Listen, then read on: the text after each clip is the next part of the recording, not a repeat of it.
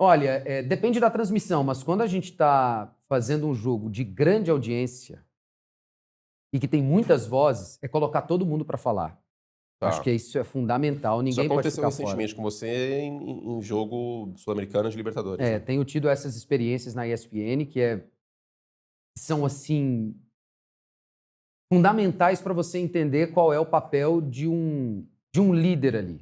Porque eu não tenho que aparecer mais do que ninguém, mas eu tenho que colocar todo mundo para falar dentro do tempo certo. E sem esquecer que o principal é o jogo. Descrever as ações da partida. Então, no futebol, transmissões em que tem muitas pessoas para falar, jogos de times brasileiros, que a audiência é alta, o cara que está do outro lado sabe muito do time dele, e você tem que estar atento a tudo, assim, a sua capacidade de concentração tem que ser acima do que outras transmissões. Porque você tem Que a margem de erro é menor. margem de erro é menor, você está sempre pressionado pelo Twitter que vai te encher o saco se você errar. Em vez de chamar Anthony, chama Antônio, né? A galera vai te dar uma pancada ali.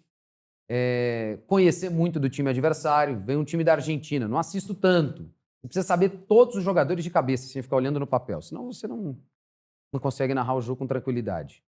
Tem algum truque para identificar o jogador? Eu acho que o truque é estudar o time antes. Em primeiro lugar. Por exemplo, se eu for narrar um jogo desses que me exigem muito, de Libertadores e Sul-Americana, de grande audiência, de times Vamos lá, como brasileiros, que é vamos supor que você vai fazer. Eu estava vendo ontem, não sei quando esse programa vai ao ar, mas estava vendo ontem, estreia de São Paulo contra a Alianza Lima, no Morumbi. No Morumbi, primeiro jogo em então, casa. Estava vendo qual jogo que eu vou. Inclusive, se você estiver nesse jogo, me cumprimente, tire uma foto comigo, eu vou ficar muito feliz. faça uma selfie com o Anthony Curti, Eu vou por que começar a não? cobrar, que nem você faz. Não, eu não faço isso. Como que é? Mas você está escalado para esse jogo aí. São Paulo, Geralmente a gente Alianza fica Lima. sabendo uma semana antes. Sim. Então, assim, os times brasileiros eu gosto de acompanhar todos, dia a dia. Mas quando eu fico sabendo, eu vou buscar os últimos 2, 3 jogos do São Paulo.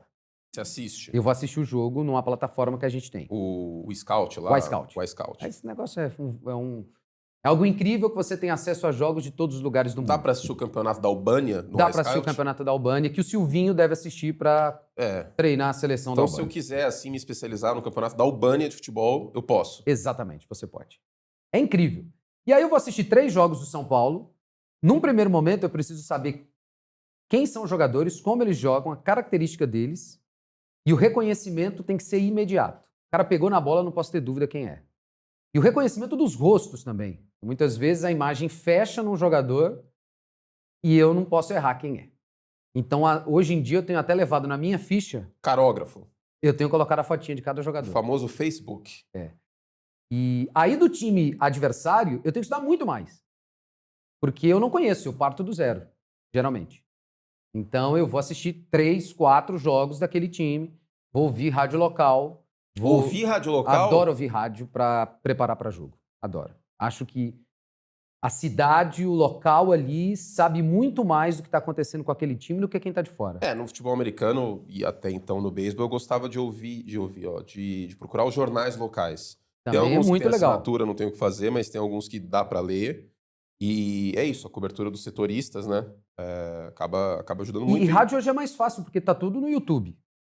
Então eu não pude acompanhar o programa ao vivo, eu vou lá e assisto o programa. Mas o senhor vejo o programa. habla?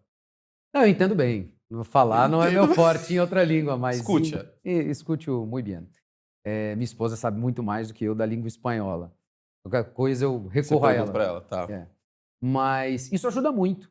Então, na hora que começa o jogo, Curti, a coisa mais básica eu preciso ter na cabeça: quem são os jogadores, como eles jogam, como aquele time se comporta. Eu não posso olhar para o papel. Tem que estar tudo na minha cabeça. Se eu olhar para o papel, eu perco confiança e posso perder uma ação no jogo.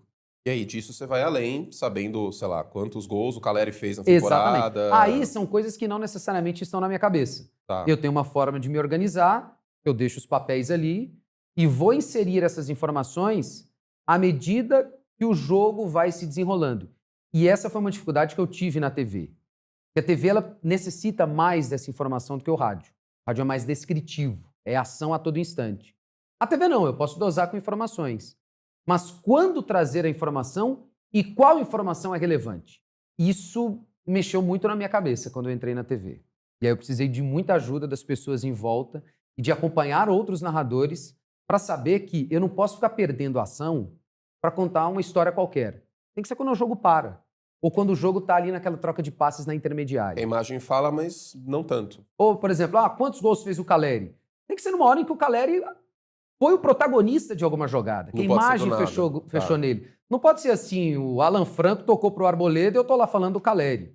A não ser que tenha sido a ação anterior. Ou Mas que seja puxar um do momento nada... morno do jogo e tal. Tipo, o Caleri não chutou a gol ainda, aí você pode falar, putz, o Caleri não chutou aí gol sim. ainda, mas Exatamente. nessa temporada tem X gols, então vamos Perfeito. ficar de olho. Exatamente.